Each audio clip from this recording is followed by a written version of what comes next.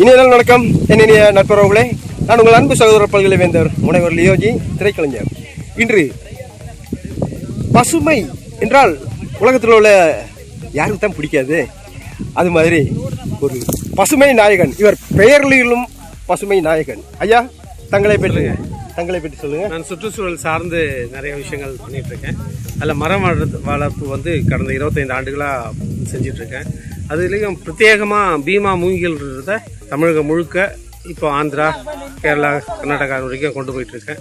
இந்த பீமா பேம்போ வந்து நம்மளுடைய உயிர் காற்றை வந்து 320 கிலோ கொடுக்கும்.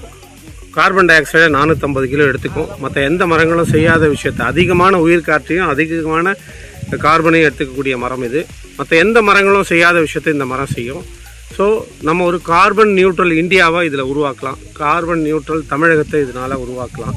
அதனால் வீட்டுக்கு 10 பீமா மூங்கில் வச்சுமா உங்களுக்கு வளர்த்தோம்னா ஒரு 2 ஆண்டு 3 ஆண்டுக்கு பிறகு இந்த பீமா மூங்கில் வந்து உங்களுக்கு 320 கிலோ ஆக்சிஜன் தரும். அதனால் நீங்கள் வந்து ஹாஸ்பிட்டலில் போயிட்டு சிலிண்டர் வச்சு ஆக்சிஜன் எடுக்கணும் அப்படின்னு அவசியம் இல்லை. ஒரு கொரோனா வந்துடுச்சுன்னா நீங்கள் போய் ஆக்சிஜன் டெஸ்ட் பண்ண தேவையில்லை. உங்களுக்கு சஸ்டைனபிள் தற்சார்பான ஒரு உயிர் காற்று உங்கள் வீட்டை சுற்றி இருந்துகிட்டே இருக்கும். இதனால்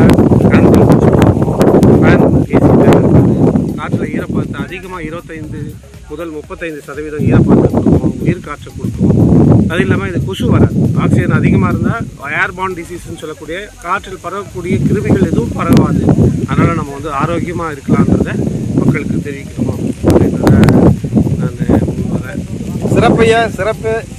இந்த பசுமை நாயகனின் பசுமை புரட்சி என்று தான் சொல்ல வேண்டும். இது ஒருவரில் இருவரில் ஒரு டீம். அன்புடன் உங்கள் அன்பு சகோதரர் பல்கலை வேந்தர் முனைவர் லியோஜி திரைக்கலைஞர். நன்றி, வணக்கம்.